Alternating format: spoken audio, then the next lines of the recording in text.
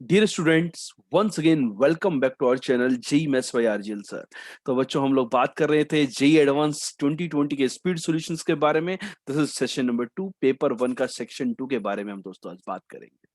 ठीक है प्यारे बच्चों, सेक्शन 2 की यदि मैं बात करूं तो ये टोटल 24 मार्क्स का था। यहाँ पर more than one correct type के क्वेश्चन पूछे गए थे। यदि आपने 4 ऑप्शन गिवन होते हैं more than one correct type के क्वेश्चन में, यदि चारों सही कर देते तो +4। चारों सही मतलब जो भी, सपोज किसी क्वेश्चन का आंसर ए बी सी है तो ये तीनों टिक कर दिए आपने तो +4। चारों सही है लेकिन आपने तीन ही ऑप्शन टिक किए तो +3। यहाँ पे पार्शियल मार्किंग भी था। सो जेई एडवांस में हमेशा मार्किंग सिस्टम चेंज होता रहता है, तो बच्चों को सजेस्ट किया जाता है कि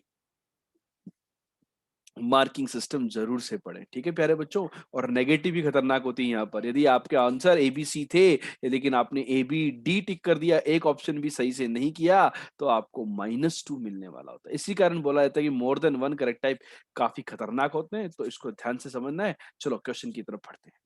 तो पहला क्वेश्चन जो यहाँ पे पूछा गया था एफ इंटू जी के बारे में पूछा गया था कि यहाँ पर इस फंक्शन की डिफरेंशियबिलिटी के बारे में हमें कमेंट करना था। तो देखो, एफ एक्स जो फंक्शन है ये एफ एक्स 1 पर, यदि आप इसको एनालाइज करें एट एक्स इक्वल टू 1, तो एफ ऑफ 1 की जो वैल्यू है वो 0 है और एफ ऑफ 1 प्लस और एफ ऑफ 1 माइनस भी 0 है। तो ये जो फंक्शन है ये कंटिन्यूअस है 1 पर। ठीक है, यदि मैं इसकी डिफरेंशियबिलिटी चेक करूंगा तो ये फंक्शन डिफरेंशिएबल भी आ जाएगा, क्योंकि पोलिनोमियल फंक्शन है और ये सब कुछ डिफरेंशिएबल है, तो overall this is differentiable, right. तो 1 के ऊपर मतलब ओवरऑल ही डिफरेंशिएबल है, तो ठीक है, ये तो हो गया। एफ तो अपना कंटिन्यूअस और डिफरेंशिएबल है एफ। ठीक है, अब आप देखिए पहला ऑप्शन देखिए, if g is continuous at x equals to 1, then f into g is differentiable at x equals to 1। We have to talk about, यदि g आपका डिफरेंशिएबल है तो, सॉरी, g यदि कंटिन्यूअस है तो देखो, मैं ए ऑप्शन के बारे में बात करूं तो मैं एक नया फंक्शन मान लेता हूं hx। hx is what, fx into gx, right. मुझे इसकी डिफरेंशियबिलिटी के बारे में बात करनी है 1 पर। तो डिफरेंशियबिलिटी का मतलब हुआ एच डैश 1 के बारे में बात करनी है। तो एच डैश 1 क्या होगा प्यारे student? Limit small h equal tending to 0, f of 1 plus h into g of 1 plus h. भाई फंक्शन की 1 प्लस एच पे वैल्यू, -1 पर value, f of 1 into g of 1 divided by small h, right. अब आप देखिए F of 1 की value 0 है, तो ये तो फंक्शन 0 हो गया। अब g फंक्शन कंटिन्यूअस है। यहाँ पर एच डैश 1 के अंदर दो पार्ट होते हैं, एक होता है एच डैश ऑफ 1 प्लस और एक होता है एच डैश ऑफ 1 माइनस। ये दो पार्ट होते हैं, राइट। अब यदि फंक्शन आपका g वाला जो फंक्शन है यदि वो कंटिन्यूअस है, तो g ऑफ 1 प्लस और g ऑफ 1 माइनस दोनों जगह ही वो g ऑफ 1 बाहर आएगा। और लिमिट के अंदर क्या कहानी बनेगी, लिमिट के अंदर h टेंडिंग टू 0 प्लस बनेगा। यहाँ तो ये बनेगा f of 1 plus h minus F of, sorry, 0, that is f of 1 बोल सकते हो उसको, अपॉन h। तो ये g डैश 1 f डैश 1 बन गया। तो बेसिकली ये g of 1 into f dash 1 बन गया। यहाँ पर भी g ऑफ 1 बाहर आ जाएगा। क्यों आ जाएगा? बिकॉज g फंक्शन कंटिन्यूस दिया हुआ है 1 के ऊपर। यदि g फंक्शन कंटिन्यूस नहीं दिया हुआ होता तो मैं g ऑफ 1 प्लस h को g ऑफ 1 नहीं लिख पाता, राइट। और यहाँ पर भी limit h tending to 0 minus हो जाएगा। You will get f of 1 plus h minus f of 1 upon h। Since this is derivative at left hand side, function का डेरिवेटिव ये राइट हैंड साइड था, लेकिन उसको मैंने जी एफ डैश 1 ही लिख दिया। इसको भी क्यों लिख दिया? Because the function F was differentiable. तो एफ डैश का लेफ्ट हैंड डेरिवेटिव या right hand derivative F dash 1 के ही इक्वल आने वाले हैं। तो ये दोनों क्या आ रहे हैं? इक्वल आ रहे हैं। यदि ये दोनों इक्वल आ रहे हैं मतलब एच डैश 1 एग्जिस्ट कर रहा है, that means function f into g is the differentiable. तो ऑप्शन ही हमारा करेक्ट हो गया।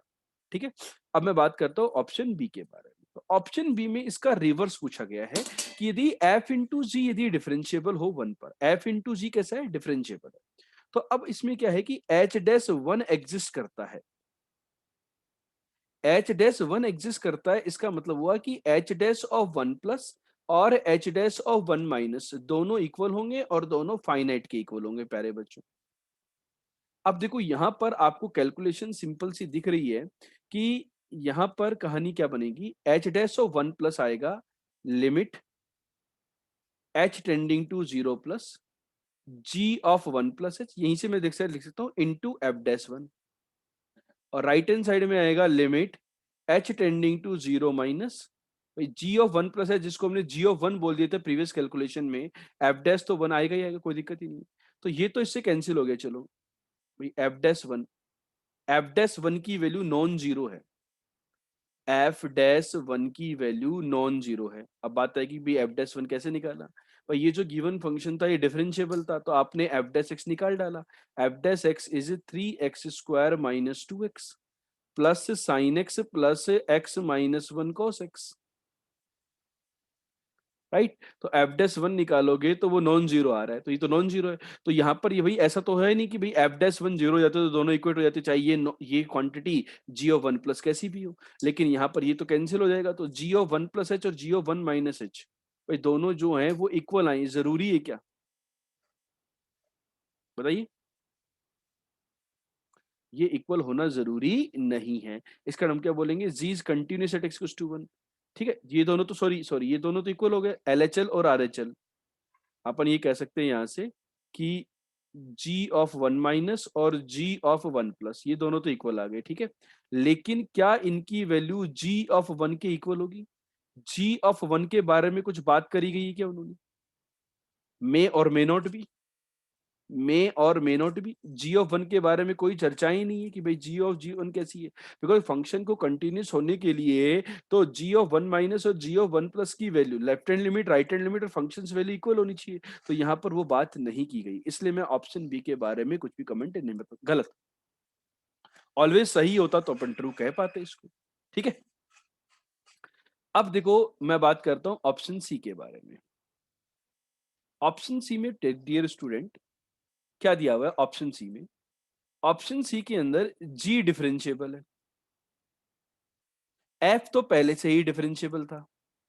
तो यदि दो डिफरेंशिएबल फंक्शंस हैं तो उनका जो प्रोडक्ट होगा वो डिफरेंशिएबल होगा या नहीं होगा, थ्योरम ऑफ डिफरेंशिएबिलिटी। तो ऑप्शन ए सही आ गया था, बी गलत आया, सी सही आ गया है। ऑप्शन डी की यदि मैं बात करूं, ऑप्शन डी कहता है कि एफ इंटू जी यदि डिफरेंशिएबल था तो हम लोग जी के ऊपर कंटिन्यूटी के ऊपर ही कमेंट नहीं कर पा रहे थे, तो आप डिफरेंशियबिलिटी के ऊपर कैसे कमेंट कर सकते हो। तो from the option b we can conclude for the option d as well. तो आपके जो डियर स्टूडेंट फाइनल आंसर्स आ रहे हैं those are the a and c, आप चेक कर सकते हैं, सारी कैलकुलेशंस आपके सामने हैं। तो final answers are the a and C. I hope ये क्वेश्चन आपको क्लियर हो गया होगा। Dear student this is question number 8। यहाँ पर ये क्वेश्चन जो है ये मैट्रिक्स का हाउस से पूछा गया था। आप यहाँ पे देखिए आपको एक रिलेशनशिप गिवन है कि m inverse equal to adjoint of m. यदि मैं दोनों तरफ डिटर्मिनेंट ले लूं तो determinant of m inverse is equal to determinant of adjoint of m, right. याद कीजिए एक प्रॉपर्टी होती है determinant of adjoint of a is equal to determinant of ए की power N minus one, right. यहाँ पर एन जो है वो 3 है, तो this will be determinant of adjoint of m का square, so this is determinant of M की पावर 4, और डिटर्मिनेंट ऑफ एम इनवर्स होता है 1 बाई डिटर्मिनेंट ऑफ एम। तो यहाँ से आपके पास एक रिलेशन आया कि डिटर्मिनेंट ऑफ एम की power 5 equal to 1, so what you will get determinant of M equal to 1। तो डिटर्मिनेंट ऑफ एम की वैल्यू 1 आ गई। यहाँ पे determinant of M not equal to 0 होगा ही होगा, बिकॉज एम इनवर्स एग्जिस्ट कर रहा है। तो यहाँ पर डिटर्मिनेंट ऑफ एम 1 आ गया, right.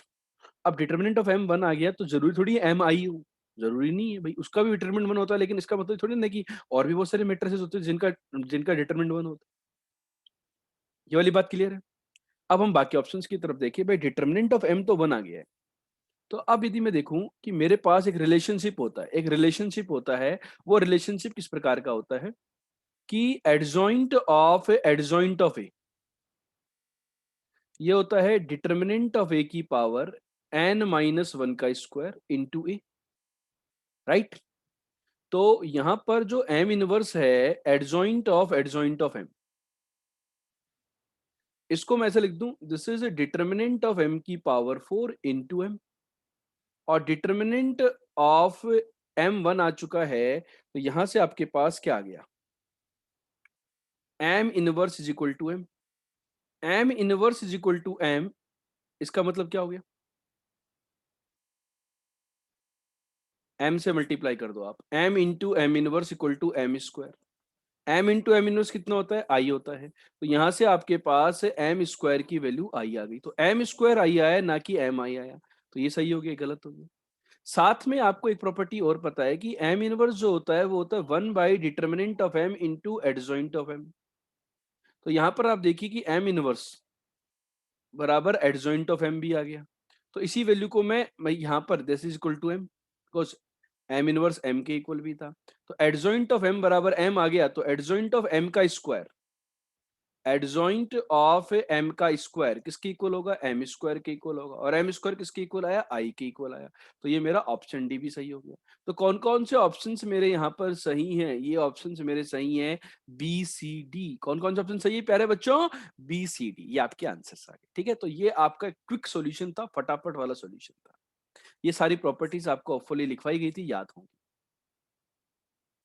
Student next question, question number 9 के अंदर कॉम्प्लेक्स नंबर के रिलेशनशिप गिवन था और कॉम्प्लेक्स कुछ इनइक्वालिटीज के बारे में हमें बात की गई थी। तो आप ये देखिए कि mod of Z square plus Z plus one equal to 1, तो आप यहाँ से देखो Z square plus Z plus one equal to e to the power iota theta, right.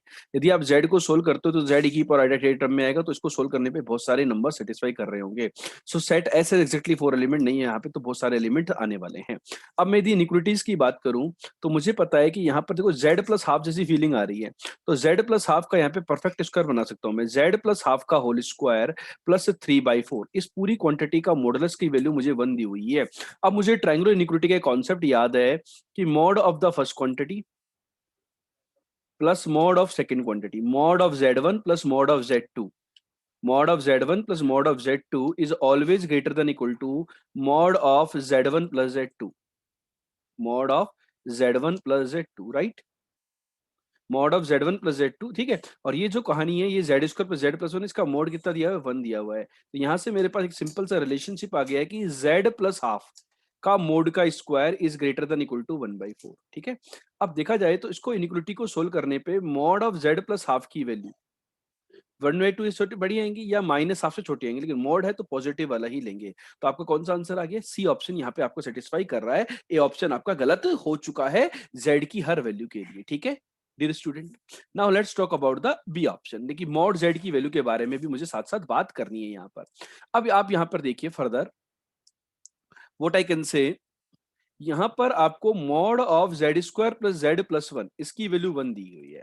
यदि मैं एक इनिक्वालिटी और कंसीडर करूं यहाँ पर, और वो इनिक्वालिटी किस प्रकार की कि मॉड ऑफ, यदि मैं जेड स्क्वायर प्लस जेड को एक टर्म ले लूं, ये z1 minus one z2, z1 minus z2 का mod is less than equal to mod of z1 plus z2, ये होता है या नहीं होता, और इसकी वैल्यू कितनी है 1। तो यहाँ पर एक इनिक्वालिटी बन गई, मॉडुलस इनिक्वालिटी, राइट।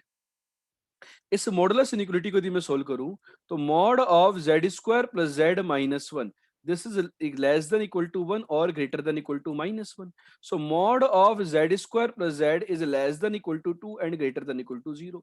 ये तो ऑलवेज ट्रू होती है, ये ऑलवेज ट्रू होती है, तो केवल आपको इसी को सोल्व करना है। So what you need to solve that, mod of Z square plus Z is less than equal to 2. Again you can apply that this quantity mod of z square plus z, mod of z1 plus z2 is less than equal to mod of z1 plus mod of z2। और ये कहानी जो है, तो यहां से क्या आ गया कि mod of z square plus mod z, ठीक है, ठीक है। तो यहां से अपन क्या कह सकते हैं कि दिस इज ग्रेटर देन और इक्वल टू 2, राइट। अब बच्चे कहेंगे सर ये तो बात नहीं जम रही हमारे, क्योंकि ये तो लेस देन इक्वल टू है। तो इसके बजाय आप ये वाली कहानी कीजिए। आप कौन सी कहानी करें, ऐसे तो काम नहीं बनेगा, ये वाली कहानी से काम नहीं बनेगा। आप एक काम कीजिए, आप ये वाली रिलेशन लगाइए, mod of z1 minus mod of z2, right. इसका mod is less than equal to mod of z1 plus z2। क्योंकि ये quantity less than equal to 2 है, तो ये वाली क्वांटिटी भी लेस देन इक्वल टू 2 आ जाएगी। तो यहां से आपके पास एक वंडरफुल रिलेशन आया, and that wonderful relation is mod of z square minus mod z is less than equal to 2 and greater than equal to -2। ये आप देखेंगे तो ये ऑलवेज ट्रू आ जाएगी, इसका डी नेगेटिव है। और इसको जब आप सोल्व करेंगे तो mod Z square minus mod Z minus two is less than equal to 0, so you will get mod Z minus two into mod Z plus one less than equal to 0। So final ये तो positive है, तो mod Z is less than equal to 2। ये आपका answer आ गया दूसरे inequality से, ठीक है। तो बेसिकली मैंने यहाँ पर मेजरली मॉडुलस इनिक्वालिटीज लगाई हैं, जो कि आपको याद होगा, mod of z1 plus z2 is less than equal to mod z1 plus mod z2 and greater than equal to mod of z1 minus mod z2। Basically ये वाली इनिक्वालिटी आपने लगाई है, दोनों तरफ मॉड वन, ठीक है। तो आपको यहाँ पर एक क्वेश्चन क्लियर हो गया होगा, आई होप। तो यहाँ पर आपके option B and C are the correct answers, ठीक है। इस प्रकार से आप जेईई एडवांस की क्वेश्चन फोड़ सकते हैं। Dear student, next question was the question number 10, which was asked from the house of solution of triangle. यहाँ पर आपको याद होगा ट्राइंगल एबीसी की बजाय एक्स वाई जेड के टर्म में है, तो आपके यहाँ पर टेन एक्स बाई टू का जो वैल्यू होगा वो होगा delta upon s, s minus a की जगह हो जाएगा एस माइनस एक्स। यहाँ पर टेन जेड बाई टू की जगह हो जाएगा delta upon s, s minus z, और right hand side is nothing but two y and x plus Y plus Z is the two s. Two से two गया, s से s cancel हुआ। यहाँ पर एलसीएम ले लेते हैं dear student. So what you are going to get delta into S minus z plus s minus x is equal to y times s minus x into S minus z, right. ये हो जाएगा आपका s, sorry y, तो y से y cancel हो गया, तो you have got here that delta square equal to s minus x का whole square and s minus z का होल स्क्वायर। ये एक रिलेशनशिप आपके पास आ गई। आप यहाँ पर ऑब्जर्व करें तो आपको एक्स वाई जेड में एक रिलेशनशिप गिवन है, तो अपन इसको सिंप्लीफाई कर देते हैं। देखो डेल्टा स्क्वायर में आएगा एस, एस माइनस एक्स एक कैंसिल कर दिया, एक आएगा एस माइनस वाई, एक आएगा एस माइनस जेड, एक एस माइनस जेड भी कैंसिल हो गया, तो s minus x into S minus z. दी में इनको एस स्क्वायर कैंसिल हो जाएगा, माइनस का वाई एस, और यहाँ पर आएगा माइनस का S times x plus Z plus x Z, right. मैं एक काम करता हूँ डियर स्टूडेंट, यहाँ पर मैं X plus Z minus Y, right, और s की वैल्यू भी मैं लिख देता हूं, s is x plus Y plus Z by two. तो डिनोमिनेटर में जो 2 था वो राइट हैंड साइड में चला गया, ट्वाइस ऑफ एक्स जेड।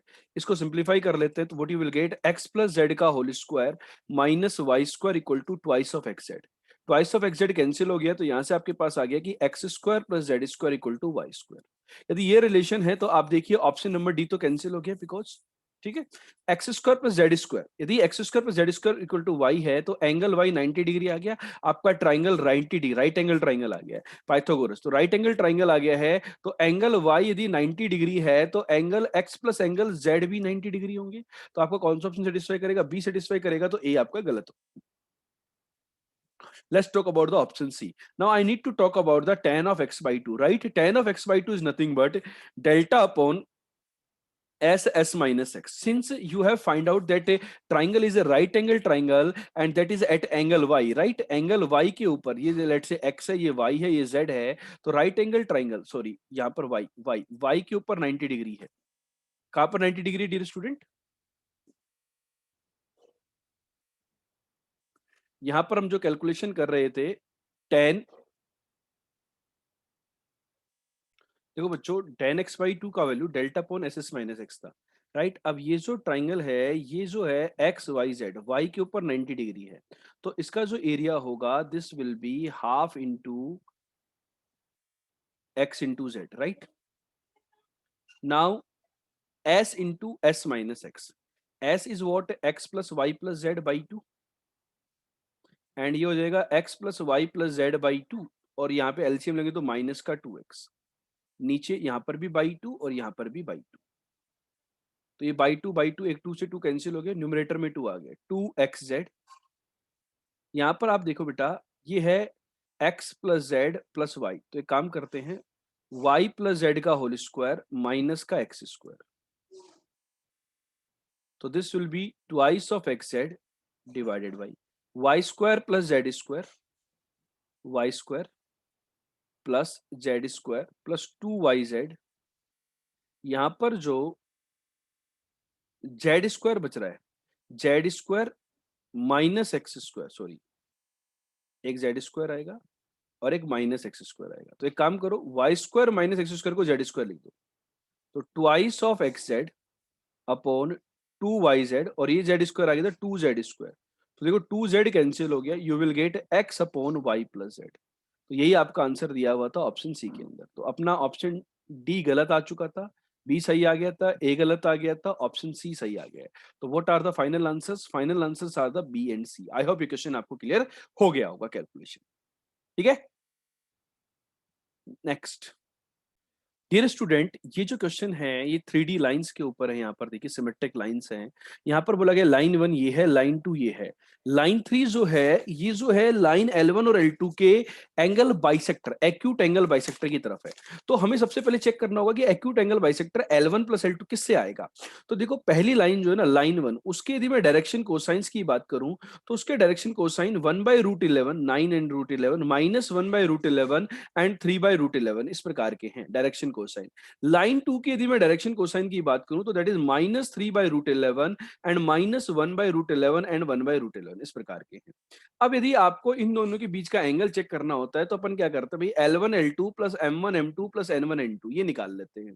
यदि मैं इसकी वैल्यू चेक करूं यहाँ पर तो देखिए यहाँ पे -3 +1 एंड +3, तो दैट इज 1/11 आ गया, this is positive.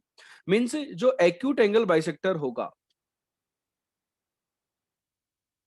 Acute angle bisector के जो डीसीज होंगे वो सम से आएंगे L1 + M2 M1 + M2 and N1 + N2। याद आपको कंसेप्ट? तो यहां से अपने को एक्यूट एंगल बाइसेक्टर के डायरेक्शन कोसाइंस आ गए -2/√11, सम करेंगे तो -2/√11 एंड 4/√11। तो इनकी यदि मैं डीआर की बात करूं भाई, इनके डायरेक्शन रेशियो तो ये कोसाइन आ गए, तो डीआर क्या होंगे? तो इनके डीआर में बोल सकता हूं 1 1 2, राइट? डीआर 1 1 2 नेगेटिव से मल्टीप्लाई कर दी, ठीक है। दो नेगेटिव से अच्छा है कि अपन सॉरी 1 1 -2, यहाँ पर -2 डायरेक्शन रेशियो किसी भी एक लेमडा से आप मल्टीप्लाई कर दो, डीआर आ जाएंगे। तो आपकी जो लाइन है उसके डीआर 1 1 -2 है, तो देखो यहाँ पर एल की वैल्यू 1 आ गई और एम की वैल्यू 1 आ गई, बिकॉज आपकी जो लाइन होगी वो पॉइंट अपॉन 1, जो पॉइंट होगा वो पॉइंट देखेंगे अभी क्या होगा, upon 1 equal to z minus something upon -2। यदि मैं इससे लाइन को कंपेयर कर दूं तो मेरे पास l की वैल्यू 1 आ गई है और m की वैल्यू भी 1 आ गई है। l और m 1 1 आ गए तो ऑप्शन बी मेरा सही हो गया, ऑप्शन डी गलत हो गया। Now I have to identify the point. Now in the question it is also given that line 1 and line 2 passes through like their common, that line L is the passes through the common point of intersection। तो इन दोनों का जो common point of intersection है दोनों lines का वो directly visible है, that point is 101। ऊपर से दिख रहा है दोनों की दोनों लाइन 101 से पास कर रही है, तो मेरी जो लाइन है वो भी इस पॉइंट से पास कर रही है, ठीक है। 101 से मेरी लाइन पास कर रही है। तो मैं एक काम करता हूं कि मेरे को नहीं पता, हमारे पास लाइन ये थी x minus alpha y-1 and z minus gamma, ये लाइन आ गई है जो कि इस वाले पॉइंट से पास कर रही है 101 से। तो 1 minus alpha by 1 equal to 0 डालेंगे तो -1/1 एंड 1 डालेंगे तो 1 माइनस गामा अपॉन -2। इन दोनों को प्यारे बच्चों सोल्व कर लीजिए, अल्फा की वैल्यू आपके पास 2 आ गई है और इन दोनों रिलेशन को सेटिस्फाई करते हैं तो गामा की वैल्यू आपके पास -1 आ चुकी है। तो अल्फा माइनस गामा की वैल्यू जो होगी वो आपके पास 3 होगी, दैट इज ऑप्शन ए। आप अल्फा माइनस गामा को 1 नहीं बोल पाएंगे। तो आपके जो आंसर्स आ रहे हैं यहाँ पर dear student, you are getting the option A and option B आता परफेक्ट आंसर्स। आई होप आपको ये कैलकुलेशन क्लियर हो गई हो। Next question dear student, the next question is question number 12, which was the house of a definite integral, basically estimation of the integration, right? So आप यहाँ पे देखिए x cos x को अपन डायरेक्टली इंटीग्रेट तो नहीं कर सकते, लेकिन आपको पता है कि 0 से 1 यदि मैं x cos x की बात करूं तो x cos x में ये कह सकता हूँ कि भाई x cos x की जो वैल्यू होगी वो क्या होगी, x cos x का जो एक्सपेंशन है वो आपको इंपॉर्टेंट है। cos x का एक्सपेंशन होता है 1 minus x square by factorial 2 plus x cube sorry x की power 4 by factorial 4 and so on, right. इसी प्रकार से sin x का एक्सपेंशन इंपॉर्टेंट है, that is x minus x cube by 3 factorial plus x की power 5 by 5 factorial and so on, right. तो x cos x आपको पता है, यदि मैं इन दोनों टर्म से कंपेयर करूं कि cos x की वैल्यू इन दोनों के सम से क्या होगी, ज्यादा होगी। So this is greater than equal to 0 to 1 x into 1 minus x square by factorial 2, because remaining कुछ ना कुछ तो ऐड होता भाई, आगे वाली टर्म माइनस भी होंगी लेकिन आगे आगे इफेक्टिवली दो का सम लेंगे तो पॉजिटिव ही रहेगा dx। मैं इसको कैलकुलेट कर लेता हूँ, तो x का इंटीग्रेशन हो जाएगा x square by 2, x cube का हो जाएगा एक्स की power 4 divided by 8, right. Already 2 पहले से था, राइट, 0 से 1। तो इसकी वैल्यू यदि मैं चेक करता हूँ तो 1/2 माइनस 1/8, यदि आप इसको सिंप्लीफाई करते हो तो 4 माइनस 1 ये 3/8 आ रहा है। तो this expression is always greater than equal to 3/8, तो ऑप्शन ए मेरा सही आ गया है, ठीक है। तो x cos x की वैल्यू ही पूछी गई थी भाई ये किस प्रकार का होगा। यदि मैं ऑप्शन बी के बारे में बात करूं डियर स्टूडेंट, तो ऑप्शन बी के अंदर मुझे 0 से 1 x sin x पूछा गया है। तो x sin x के बारे में भी मैं इजीली कह सकता हूं कि this is always greater than equal to 0 to 1 x into x minus x cube by 3 factorial into dx, right. So this is what, ये तो इसके इक्वल है ना, ये वाली क्वांटिटी तो इसके इक्वल लिखनी है अपने को, तो ये इसके ज्यादा ही होगा। तो 0 to 1 एक्स स्क्वायर का इंटीग्रेशन हो जाएगा x cube by 3 and x की पावर 4 का हो जाएगा एक्स की पावर 5 और डिनोमिनेटर में 6 into 5 30 हो जाएगा, 6 into 5 30। लिमिट सॉरी इंटीग्रेशन कर चुके हो आप लोग, तो 0 से 1, तो 1 डालेंगे तो 1/3 माइनस 1/30, एलसीएम लेंगे तो यहाँ पर डियर स्टूडेंट 9/30 आ रहा है, 9/30 बोले तो 3/10, तो आपका ऑप्शन बी भी सही आ गया है प्यारे बच्चों। 3/10 is also the correct answer, right. I hope आपको ये कहानी क्लियर हो गई होगी। अब आगे चले हम लोग। यहाँ पे डियर स्टूडेंट सी ऑप्शन के लिए देखो, यहाँ पे बोला गया कि एक्स स्क्वायर कोस एक्स। अपन इसी प्रकार से पैटर्न बना करके सोल्व कर सकते थे, उसकी वैल्यू भी भाई एक्स स्क्वायर कोस एक्स निकाल सकते थे। लेकिन मैं यदि एक बात करूं यहाँ पर कि x square cos x dx, इसकी वैल्यू हमेशा इससे तो छोटी होगी ना यार, cos x की मैक्सिमम वैल्यू 1 होगी। तो इसकी जो वैल्यू आ रही है ये कितनी आ रही है, एक्स क्यूब बाई थ्री, 1/3। तो भाई इसकी जब वैल्यू 1/3 से छोटी है तो 1/2 से ज्यादा कैसे हो सकती है, नहीं हो सकती ना। तो यहीं से हमारा ऑप्शन हमारा क्या हो जाएगा, गलत हो जाएगा। इसका अपने को इसको चेक करने की जरूरत नहीं है, आप चाहे तो एक्स स्क्वायर कॉस को चेक कर सकते थे, ठीक है। अब मैं बात करता हूँ ऑप्शन डी के बारे में। तो ऑप्शन डी में वही कहानी होगी जो ऑप्शन बी के अनुसार हुई, x square into sine x dx. So this is greater than equal to symmetrical to option B. So this will be 0 to 1 x square into x minus x cube by 3 factorial dx, इससे ज्यादा होगा। अब इसके integration को देखें, x cube का integration x की power 4/4, x की पावर 5 का इंटीग्रेशन x की पावर 6/6, तो नीचे 6 ऑलरेडी था, 36 लिमिट 0 से 1, तो you will gate 1/4 minus 1/36। LCM लेते हैं डियर स्टूडेंट, तो 9 माइनस 1/36, 8/36, 8/36 इज व्हाट, 4 से कैंसिल करेंगे तो 2/9। तो this expression is always greater than equal to 2/9, right, सही आ रहा है। तो आपके जो करेक्ट आंसर आए वो क्या आंसर आ गए, ए बी डी आ, ठीक है। तो ये कहानी थी हमारी इंटीग्रेशन की, एस्टिमेशन ऑफ द इंटीग्रेशन। तो प्यारे बच्चों ये 6 क्वेश्चन, क्वेश्चन नंबर 7 से 12 सेक्शन 2 में पूछे गए थे जेई एडवांस 2020 पेपर 1 के अंदर। और दोस्तों आपने यदि अभी तक हमारा आईआईटी जेई लक्ष्य बैच ज्वाइन नहीं किया है तो फटाफट से ज्वाइन कर ले। कुछ उसके हाइलाइट्स इस प्रकार से हैं, 40 लाइव प्रॉब्लम सॉल्विंग लेक्चर्स होंगे जो कि एडवांस लेवल के होंगे, डिस्कशन ऑफ की कॉन्सेप्ट आज इन द जेई एडवांस 2013 से 2022, ये जो स्पीड सॉल्यूशंस आप मिल रहे हैं इनका डिस्कशन होगा लाइव मोड में, पर्सनलाइज मेंटरशिप होगी और 61 डिजिटल बुक्स आपको मिलेंगे फेमस पब्लिशर्स की जो कि पीसीएम के ऊपर होंगे, जो आज की डेट में आपको एसेंशियल है। पीवाईक्यूज की क्वेश्चंस बहुत सारी चीजें आपको मिलने वाली हैं डिजिटल बुक के फॉर्मेट में, ये ना केवल मैथ्स की पीसीएम की मिलने वाली हैं। तो आई होप आप जल्दी से जल्दी IIT JEE Lakshya batch join करें because we have limited 25 seats and batch is starting from the 1st April. Good luck.